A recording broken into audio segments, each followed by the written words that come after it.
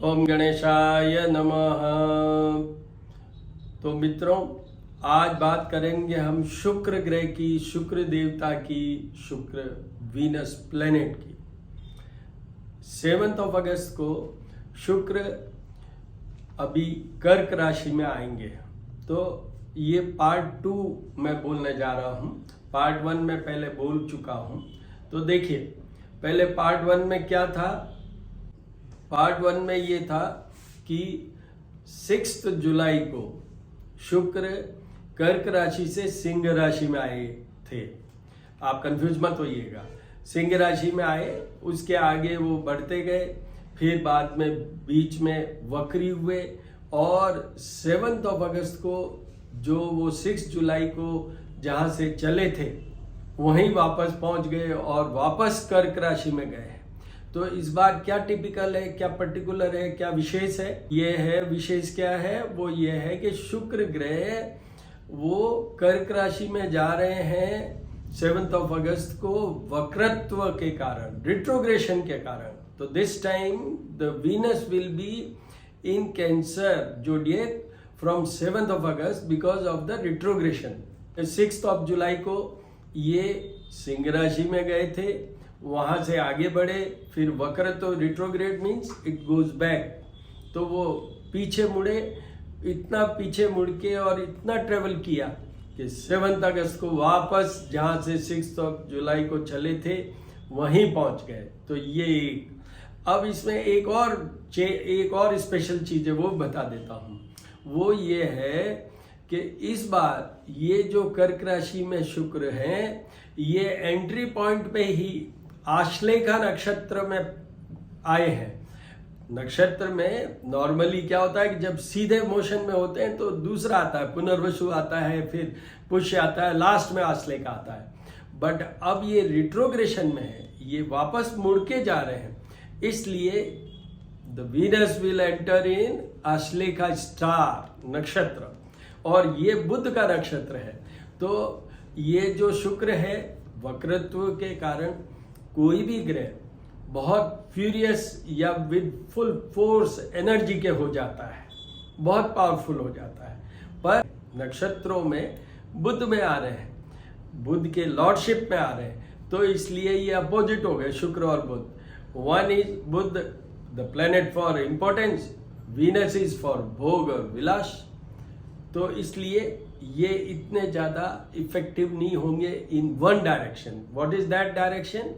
वो डायरेक्शन होगा जिसमें हम ये कहें कि विलासिता की बात करें, लग्जरीज की बात करें, एंजॉयमेंट्स की बात करें, रिलेशनशिप की बात करें, फ्रेंडशिप की बात करें, लव मैरिजेज की बात करें, उसमें ये इतने इफेक्टिव नहीं होंगे। बट बुध के नक्षत्र पे आ रहे हैं, तो इसमें Venus is a planet for which governs what? Flow of money। जो हमारा पैसा या धन हम कमाते हैं उसके फ्लो को कौन गवर्न करता है? शुक्र। और बुध क्या करता है? बुद्धि चलाता है। तो ये कॉम्बिनेशन के कारण those who are doing the business, those who are doing their something like business, job में उनके पैकेजेस बढ़ सकते हैं, उनके बिजनेस बढ़ सकता है। स्पेशली शेयर मार्केट की बात करूं मैं, स्पेशली होटल की बात करूं, रेस्टोरेंट की बात करूं, फूड आर्टिकल्स की बात करूं, गरिष्ठ भोजन की बात करूं, टूर एंड ट्रेवल्स की बात करूं, उन सब जो भी इसमें इस बिजनेस में है, इस ट्रेड में है, उन लोगों के लिए ये मोस्ट फेवरेबल होगा। वो मैं बताऊंगा कि किस राशि के लिए ये फेवरेबल होगा। तो अगर उनके फेवरेबल पोजीशन है उनकी राशि पे, तो definitely they will have better achievements. ये हो गया। अब एक ब्रीफ, छोटा सा ब्रीफ, शुक्र किस बात के लिए? शुक्र होते हैं सबसे पहले भोग विलास, means enjoyment in the family life, enjoyment in the life, luxuries की बात करूं, सुख सुविधा की बात करूं, ऐश्वर्य वैभव की बात करूं, वो सारा शुक्र से कंट्रोल होता है। ये है number 1। Number 2, everything related to art, चाहे आप फिल्म इंडस्ट्री की बात कर लें, चाहे आप जैसे म्यूजिशियन पंडित जसराज की बात कर लें, जिसमें संगीत की बात करें, पेंटिंग की बात करें, खाना बनाने की बात करें, even for ladies I will say घर में कैसा रखना है, how finally and nicely decorate होना है, वो भी शुक्र करते हैं। जितना भी आर्ट रिलेटेड काम है, that is all controlled by Venus. Third चीज आइए, मैंने अभी आर्ट की बात की, इसके आगे क्रिएटिविटी की बात, चाहे पैसे का क्रिएशन है, मीन्स धन का क्रिएशन है, चाहे आपके कोई भी क्रिएशन है, जैसे मैंने अभी आपसे कहा पेंटिंग और ये तो सब का ही का, जो आप कवित्व की बात करें, create through your thoughts, create through your likings, ये लाइकिंग वर्ड और ये सारे शुक्र से जुड़े हुए हैं। उसके बाद में अब मैं फिजिकल उस पे आ जाता हूँ, शरीर की आकृति भी आ जाता हूँ। The beauty, the first word is beauty, that is totally governed by Venus. Now we again sub classify this beauty. तो beauty starts with what? First thing is eyes. तो आईज में क्या है? शुरू में मैं हमेशा कहता हूं, जिनका शुक्र अच्छा है उनकी आईज में देखिए, they are always carrying the word I will use magnet in their eyes. उनमें इतना आकर्षण होता है, वो इतना ज्यादा आकर्षित कर पाते हैं, they become so influential, everybody welcomes them. एक बार उनसे आंख में देख लिया, वो उनका हो गया, चाहे स्त्री है चाहे पुरुष है। तो ये एक बहुत बड़ी पावर है। बिलीफ में क्या है कि सूर्य है, उसके कारण हमारी आईसाइट होती है। यस, होती है, कुछ हद तक शनि भी उस पर इन्फ्लुएंस करते हैं, but the main eyesight element, the main eyesight, that is totally governed by Venus. अगर शुक्र खराब है, जो हमारे 12 हाउसेज होते हैं हॉरोस्कोप में, उसमें सेकंड और 12th हाउस में, जो कि आइज के हाउसेस है, पर्टिकुलर घर में पर्टिकुलर ऑर्गन या particular part of the body is reflected in the horoscope. तो वहां पर जहां पर कि वो उन घरों को जिसमें आईसाइट देखी जाती है, आइज देखी जाती है, उसमें जो इन्फ्लुएंस कर रहे हैं और वो कमजोर हैं, खराब है, एफ्लिक्टेड हैं वीनस, तो वो अगर बहुत ज़्यादा खराब है तो ब्लाइंड भी पैदा होते हैं, और कमज़ोर है तो उनकी आईज में प्रॉब्लम आती है। उसमें भी थोड़ा कमज़ोर है, तो उसमें आईसाइट तो परफेक्ट रहेगी, पर उनके कलर की बात करूं मैं, कलर ब्लाइंड हो सकते हैं वो। उनके जो रेटिना होता है अंदर, where the picture is formed, उसमें प्रॉब्लम है। तो आईसाइट, उसके बाद में आपके जो शरीर का जो दूसरा जो सबसे इम्पॉर्टेंट है, आजकल बात करते हैं रिच पर्सन्स डिजीज, तो उसमें बहुत सी चीजें आती है, बट एक मेन क्या आ रही है? Diabetes, sugar. क्योंकि शुक्र, गरिष्ठ भोजन की बात की मैंने, तो शुगर की बात करूं, जितने भी गरिष्ठ भोजन के एलिमेंट्स हैं वो ये मेनली तो बृहस्पति से आता है, घी वगैरह जो फैट वाली, बट शुक्र से जो स्वीटनेस है वो शुक्र से आता है। इसमें थोड़ा बहुत तीखा भी आता है, जो हम सॉल्टी जो नमकीन वगैरह लेते हैं वो भी है, बट मेन इज जो शुगर वाला एरिया है। तो उसमें क्या, अगर शुक्र कमजोर है, अगर शुक्र जो 12 हाउसेज होते हैं उसमें 6th, 8th या 12th हाउस में है, स्पेशली 6th और 8th में है आइदर ऑफ, तो वहाँ पर डायबिटीज का एलिमेंट आ सकता है, शुगर की प्रॉब्लम हो सकती है, कहते हैं ना शुगर की बीमारी, तो वो हो सकती है। एंड देन उसके बाद में आता है, किडनी से शुरू कीजिए, फिर उसके बाद में रिप्रोडक्टिव ऑर्गन्स तक, that is also controlled or which comes under Venus planet। तो शुक्र कमज़ोर होने से किडनी प्रॉब्लम हो सकती है, यूरेटर, ये यूरिन की जितनी भी प्रॉब्लम्स होती हैं वो, और रिप्रोडक्टिव ऑर्गन में भी हो सकता है। यहाँ पर मैं एक और चीज़ कह दूँ, अगर शुक्र कमज़ोर है, अगर शुक्र नीच राशि में है और उन घरों में है जिन घरों से हम देखते हैं बच्चे का, संतान सुख का, तो उनके, जैसे मेल की बात करूं तो उनके स्पर्मेटोजोआ में काउंटिंग, में डॉक्टर हूं ना, तो स्पर्म का कम हो सकता है, मोबिलिटी की बात करें या काउंट की बात करें। औरत का मामला है तो उनके वो ओवम और फेलोपियन ट्यूब का और ओवरी का जो वर्किंग फंक्शनिंग, उसमें कमजोरी आ सकती है। तो इस तरीके से ये पूरा शरीर का हो गया। अब शुक्र के लिए अपन शुरू करते हैं उपाय से, पहले उपाय, उसके बाद में राशि वाइज। तो उपाय में शुक्र के पहले शुक्र भगवान को हाथ जोड़ते हैं। हिमकुंदम नालाभम दैत्यानां परमं गुरुं सर्वशास्त्र प्रवक्तारं भार्गवं प्रणमाम्यहम्। सर्वशास्त्र प्रवक्तारं भार्गवं प्रणमाम्यहम्। तो हाथ जोड़ते हुए शुक्र भगवान को अब हम उपाय की बात करते हैं। शुक्र, अगर मैं देवी देवताओं की बात करूं जिनके पूजन से हमारा शुक्र ठीक हो सकता है, तो सबसे पहले लक्ष्मी जी की बात करें। शुक्र मेनली जिनके भी ठीक करने की जरूरत है, शुक्र को मनाने के लिए मेनली लक्ष्मी जी की उपासना से शुक्र ठीक होते हैं। लक्ष्मी जी की उपासना में आपको ये बता दूं कि अकेले में नहीं होता है। लक्ष्मी जी या तो विष्णु जी के साथ पूजे जाते हैं या गणेश जी के साथ। तो यहाँ पर शुक्र के जस्ट अपोजिट बुध होता है, और इस बार तो शुक्र अभी ये आश्ले का नक्षत्र जो बुध का उसी में है। तो गणेश जी की पूजा कीजिए, फिर महालक्ष्मी की पूजा कीजिए।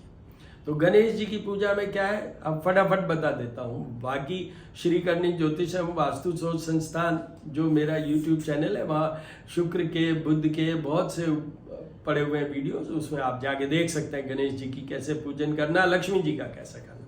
फिर भी फटाफट ब्रीफ में बता देता हूँ।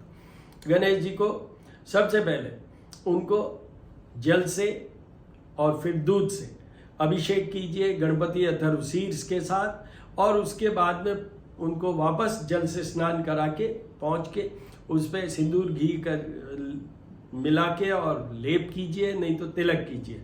दुर्वा चढ़ाइए, बिल्व पत्र चढ़ाइए, सफ़ेद मंदार का पुष्प चढ़ाइए, मोदक का भोग लगाइए। ये हो गया।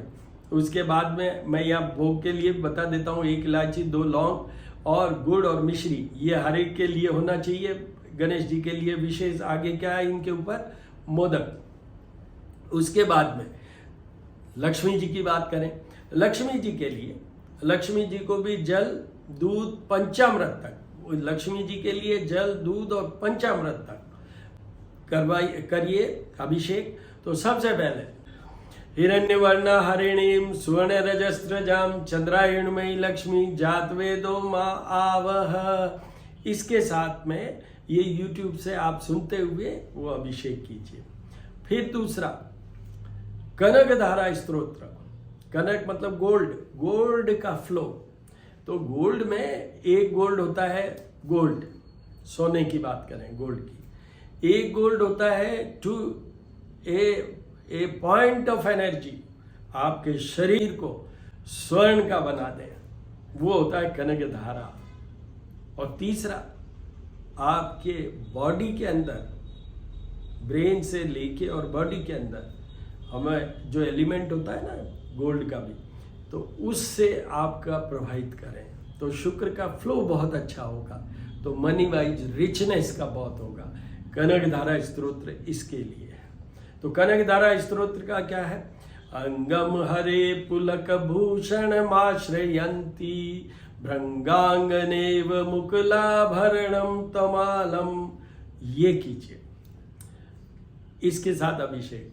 फिर लास्ट में ओम श्रीं ह्रीं श्रीं कमले कमलालये प्रसीद प्रसीद। ओम श्रीं ह्रीं श्रीं महालक्ष्मी नमो नमः। धारा वाला नहीं कर सकें, वो आप श्री सूक्त वाला नहीं कर सकते, तो इससे लक्ष्मी नमे से भी कर सकते हैं। यहाँ पर एक चीज याद रखिएगा, मेरे हर वीडियो में बोलता हूँ, भाव से भगवान आते हैं। पत्थर से, पत्थर तोड़ते हैं पहाड़ का, उसको फिर शिल्पकार मूर्ति का रूप देता है, उसके बाद में हम उनको प्राण प्रतिष्ठा करके भगवान बनाते हैं, पूजते हैं, और उससे हमें रिजल्ट भी मिलता है। तो ये एक बहुत बड़ा क्वेश्चन है कि ईश्वर है या नहीं है, महालक्ष्मी है या नहीं है, बट ये सब किस पे डिपेंड करता है? ये हमारे विश्वास पे। उसका अस्तित्व क्या है? हमारा विश्वास और श्रद्धा है, उसी से ये आपको रिजल्ट आएंगे। करके देखिए, मेरे एक्सपीरियंस में है, वही चीज़ें मैं बोलता हूँ या मेनली करके देखिए। तो ये आपका पूरा पोर्शन हो गया। इसमें आपको एक चीज़ बता दूं कि जो लक्ष्मी जी को प्रसाद चढ़ाएंगे उसमें मिश्री जरूर होनी चाहिए, उसमें गरिष्ठ भोजन। आप जो ये फूल मखाने आते हैं उनकी खीर बनाइए, इवन जो हम नॉर्मली चावल की खीर बनाते हैं वो भी बना सकते हैं, उसमें मेवा मिश्री उनका भोग लगाइए। इस तरीके से आप उनका वो कर लीजिए। लक्ष्मी जी को एक और बात बता देता हूँ कि गणेश और लक्ष्मी का जब पूजन की बात होती है तो उनकी जो भी मूर्ति होती है वो अंदर से खोखली नहीं होनी चाहिए, होलो नहीं होनी चाहिए, दैट शुड बी सॉलिड। क्योंकि सॉलिड नहीं होगा तो उसका रिजल्ट नहीं आएगा। ये दोनों मूर्तियां जिन पे आप अभिषेक करेंगे वो सॉलिड होनी चाहिए, और प्रेफरेबली, क्योंकि यह बात गरिष्ठता की है, रिचनेस की है, तो चांदी की हो तो अच्छा है, वरना आजकल पॉपुलर जैसे मरकरी की भी होती है, पारे की बनी हुई, वो भी है। बट यहाँ मैं बात कर रहा हूँ शुक्र ग्रह के लिए, इसलिए मैं ये रिकमेंड करूँगा कि आप वो सिल्वर की हो तो ज़्यादा अच्छा है। तो ऐसा आप करिए। मूर्ति छोटी से छोटी चाहिए। हमारे घर में मंदिर नहीं होता है कि बड़ी मूर्ति लगाई जाए, हमारे घर में पूजा घर होता है, तो उसमें जितनी छोटी मूर्ति अवेलेबल हो वो आप लगा के पूजन कीजिए। पूजा घर गणेश और लक्ष्मी का, ये आपके पूजा वाला पोर्शन हो गया। उसके अलावा तो आप जैसे कैश्यू नट्स होते हैं, वो आप 7 कैश्यू नट्स हर शुक्रवार को, अगर आपका शुक्र बहुत खराब है तो वो भी एक उपाय है कि खाइए और फिर अपना काम शुरू कीजिए। ये 2। तीसरा, अगर हम उधर जाएं, जैसे अपने और कुछ खाने की बात करें, तो शुक्र के लिए जितने भी सफ़ेद पदार्थ हैं वो सब, जैसे चंद्रमा के लिए भी होता है बट शुक्र के लिए भी होता है, तो चंद्रमा के लिए और शुक्र में दोनों में डिफरेंस ये है कि इसका थोड़ा गरिष्ठ मतलब रिचनेस थोड़ा ज़्यादा होना चाहिए। ये हो गया। उसके बाद में तो जो मैं अभी बोला हूँ, हिमकुंद मृणालाभम और पूजा करवाए जा सकते हैं। वैदिक मंत्र में बिलीव नहीं करता हूँ, ये प्रचलित पॉपुलर है, ये भी शास्त्रोक्त है, इनका जाकर पूजा करवा लीजिए। ये उपाय हो गए। अब राशि वाइज आ जाइए। इस राशि के ये 4th हाउस में आएंगे, हाउस ऑफ हैप्पीनेस में, तो उनको ये कर्क राशि का शुक्र, चंद्रमा की राशि है कर्क, तो इसलिए उनको सारे, मैं कहूँ हैप्पीनेस की बात करूँ, मैंने अभी कहा एंजॉयमेंट की बात करूँ, उन सब में अच्छा रहेगा। उनके 10th हाउस को भी ये देखता है शुक्र, which is house of job, और वो तो उसमें उनका अच्छा बिजनेस इस एरिया में रन हो सकता है, in case if they are in the business. जैसे मैंने कहा ना, होटल, रेस्टोरेंट, खाने की बात, टूर, ट्रेवल, ये लग्जरीज की बात उसमें हो सकता है। अगर एक विशेष बात, अगर वो प्रॉपर्टी का काम करते हैं, बिल्डर का काम करते हैं, तो जो ब्यूटीफुल हाउसेस हैं उसमें अभी उतार दीजिए बाजार में, फटाफट बिक जाएंगे आपके। तो ये एक मेष राशि वालों के लिए निश्चित रूप से ये फेवरेबल वीनस का ट्रांजिट है। जो 1 महीने तक रहेगा 1 अक्टूबर तक। वृषभ राशि के ये आएंगे 3rd हाउस में। 3rd house of short travels, थोड़ा सा चेंजेस के साथ जुड़ा हुआ घर है। और दूसरा है, मैं नेम फेम की बात करूं, ऑनर की बात करूं, स्टेटस की बात करूं, उससे जुड़ा हुआ। इस शुक्र के कारण आप जिस भी आर्ट फील्ड में अगर हैं तो आपको बहुत अच्छा अचीवमेंट हो जाएगा। सब तरह के अचीवमेंट सबको होगा इसमें। 3rd हाउस में होने से आपका पद रेज हो जाएगा, everything you will become more fruitful और you will have more utility in deliverance in the field of art. ये एक बहुत बड़ा पॉइंट है। यहाँ पर सिर्फ एक ही चीज ध्यान रखनी है कि आपका उधर दिमाग नहीं घूमे, आपके किसी से क्लोजनेस फालतू की नहीं हो। ये वृषभ राशि वालों के लिए है। उसके बाद में आइए मिथुन राशि के लिए। मिथुन राशि के ये 2nd हाउस में आएंगे। 2nd house is house of wealth, communication, वाणी, ये सब चीजों के लिए। और मैंने तो अभी कहा है आपसे कि शुक्र तो बहुत इन्फ्लुएंशियल प्लेनेट है, प्रभावशाली। तो मिथुन राशि वालों के मनी का फ्लो की बात करूं, चाहे उनकी इन्फ्लुएंशियल पावर की बात करूं, चाहे कम्युनिकेशन की बात करूं, उन सब में बहुत excellent results will be there. Excellent results will be there. उनको यहाँ पर उनको भी कह देता हूँ, उनको भी थोड़ा सा ये ध्यान रखना है कि उनका माइंड है उसका थोड़ा कंसंट्रेशन हो के, मतलब उस पर उनको सिर्फ एक माइंड के कंसंट्रेशन पे फोकस जरूर करना है। अदरवाइज परफेक्ट पीरियड है, उनको कोई उपाय करने की जरूरत नहीं। उसके बाद में आइए कर्क राशि। कर्क राशि वालों के लिए ये शुक्र उनको बहुत अच्छी तो मैरिड लाइफ देंगे, बहुत अच्छी क्रिएटिविटी देंगे, बहुत अच्छी आर्ट रिलेटेड वर्किंग देंगे और बहुत अच्छा पैसे का फ्लो देंगे। उनके लिए भी फेवरेबल टाइम है। उसके बाद में आइए सिंह राशि। सिंह राशि की ये 12th हाउस में आएंगे, which is a house of losses. House of losses in terms of money, in terms of body, in terms of relationship with the partner. तो उनको ये तीनों एरियाज में ध्यान रखना है और उनको पूरे शुक्र के उपाय करने हैं। उसके बाद में आइए कन्या राशि, उनके 11th हाउस में आएंगे। तो 11th house is house of profit. उनके ये जितना मैंने जो इनको वृषभ राशि वालों को कहा है वो ही सब 11th हाउस वालों के लिए उनके प्रॉफिट्स होंगे, फ्लो बढ़ेगा, स्टेटस बढ़ेगा। इनको भी थोड़ा सा अपना ध्यान रखना है कि दे शुड नॉट डाइवर्सिफाई, इधर उधर दिमाग नहीं चलाए, किसी से रिलेशनशिप में नहीं जाए तो पहले फोकस होके देख लीजिए। तो वो हो गया। उसके बाद तुला राशि की ये 10th हाउस में आएंगे। 10th house, house of job, business, इसके लिए। तो वहां पर तो उनका बिजनेस कर रहे हैं तो फ्लो करेगा एकदम। अगर जॉब में हैं आप, जॉब में भी आप कोई आर्ट रिलेटेड जॉब में हैं, जैसे फिल्म इंडस्ट्री में, जैसे हमारे गवर्नमेंट में भी इसका आर्ट रिलेटेड होता है, दूरदर्शन में है आप, और भी बहुत सी जगह हैं, उन सब जगह आपको फायदा होगा। मतलब तुला राशि वालों के लिए भी ये फेवरेबल पीरियड है फॉर ऑल पर्पज। उनकी अभी प्रॉपर्टी एसेट, विशेषकर गाड़ी की बात करूं, कार की बात करूं, 4 व्हीलर की बात करूं, उनके ऐसा हो सकता है कि कोई अच्छी सी गाड़ी उनके आ जाए। उसके बाद वृश्चिक राशि के ये भाग्य भवन में आएंगे, जो वो 3rd हाउस को देखेंगे। तो उनका नेम फेम भाग्य से ही all of a sudden name fame बढ़ सकता है, उनको गेन हो सकता है, फ्लो उनके मनी का बढ़ सकता है भाग्य के कारण ही। कुछ काम कर रहे हैं तो भाग्य से ही, जैसे होता है ना, वैसे ही हो गया साहब, वैसे ही हो जाएगा। वो पॉजिटिव रिजल्ट देगा in financial gain, in name fame gain, ये इस तरीके से।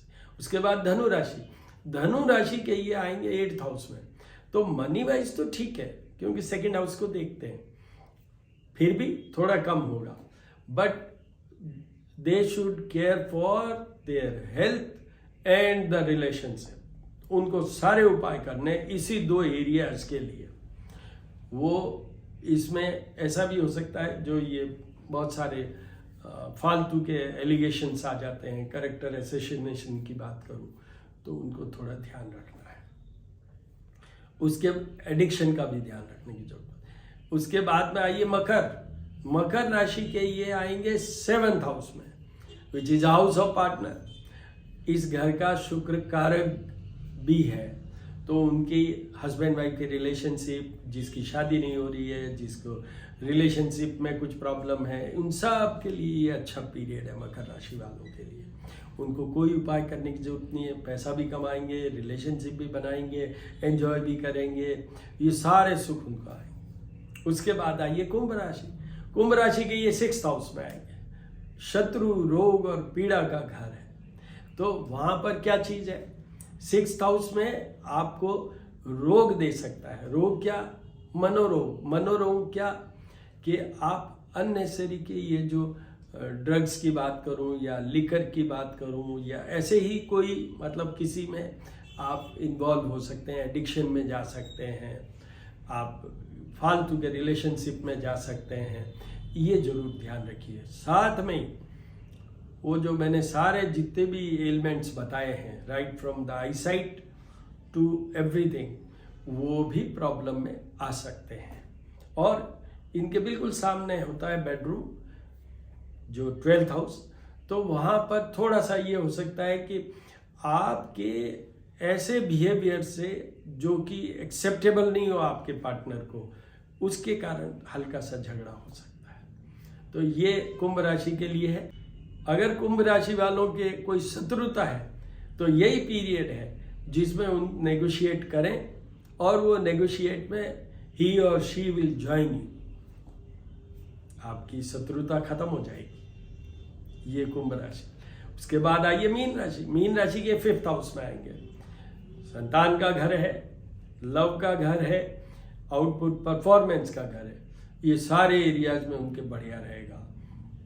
मैं अगर लव की बात करूं, जिनके भी शुक्र 5th हाउस में होता है, जन्म के टाइम की बात कर रहा हूं मैं, हॉरोस्कोप की, वो आपको एक एग्जांपल देने के लिए कह रहा हूं, उनके लव मैरिज होने के चांसेस बहुत रहते हैं। तो यहाँ पर शुक्र अभी ट्रांजिट में आया है, गोचर में, मतलब because of the present position of Venus in reference to your राशि। तो वो मीन राशि के लोगों के जैसे अभी ये 1 महीना तक 5th हाउस में रहेगा, तो उसमें उनका कोई रिलेशनशिप है तो वो मैरिज में कन्वर्ट हो सकता है। उनका कुछ भी नहीं है तो रिलेशनशिप बन सकता है। उनका आउटपुट परफॉर्मेंस बढ़ जाएगा, उनका जॉब का, बिजनेस का, जो भी वो करते हैं उसमें फायदा होगा। सब तरफ मीन राशि के लिए भी बेस्ट है। तो अब कंक्लूड कर देता हूं। एक कुंभ राशि वालों की बात करूं, एक धनु राशि की बात करूं, एक सिंह राशि की बात करूं, कुछ हद तक मैं वृषभ राशि की बात कर सकता हूं। उनको छोटा मोटा उपाय करने की जरूरत है, और ये जो 3 राशियां मैंने बोली है उनको तो पूरे उपाय करने चाहिए। So all the very best my dear friends. अब जो 3rd पार्ट इसका होगा शुक्र का, जब ये वापस जहाँ 6 जुलाई को सिंह राशि में आए थे, अभी 7 अगस्त को वापस उल्टे रिट्रोग्रेड होके कर्क राशि में आ रहे हैं, जिसके लिए ये वीडियो बनाया है पार्ट 2। अब पार्ट 3 विल बी अराउंड 1 अक्टूबर, क्योंकि 1 अक्टूबर को वो वापस सिंह में आएंगे। इस बार एक स्पेशल ये रैली हुई ऑफ मोर देन 3 मंथ्स, जिसमें शुक्र, अदरवाइज शुक्र तो 27 to 30 डेज मैक्सिमम 1 मंथ ठहरते हैं एक राशि में, बट कभी कभी ऐसा हो जाता है।